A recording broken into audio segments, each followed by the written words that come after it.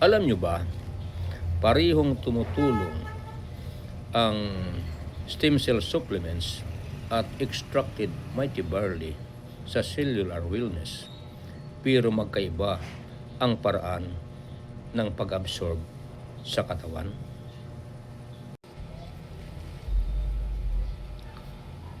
Sa tiyan, acidic ang environment, kaya karamihan sa mga live stem cells ay hindi nakakaligtas dito.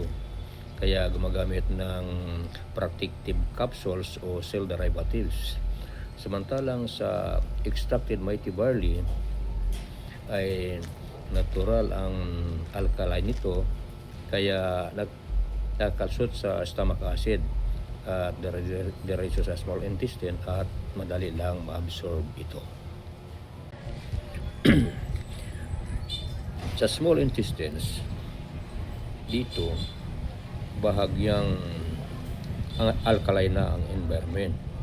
Kaya dito, mas epektibong na-absorb ang nutrients galing sa extracted mighty barley, pati na ang stem cell signaling molecules kung protected ang supplement. Ito rin ang stage kung saan magagamit ng katawan ang mga compounds para sa cellular wellness. Bagaman hindi lahat ng stem cells ay makakarating ng buhay sa dugo, nagpapadala naman ito ng signaling molecules para ma-stimulate ang repair ng tissues. Samantala, ang mighty barley naman ay nagbibigay ng nutrients at antioxidants para suportahan ang DNA repair at cellular protection.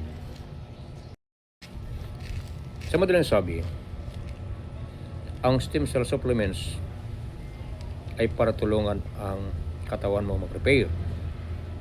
Ang extracted mighty barley ay directly nourishes your cells at suportahan ang DNA repair.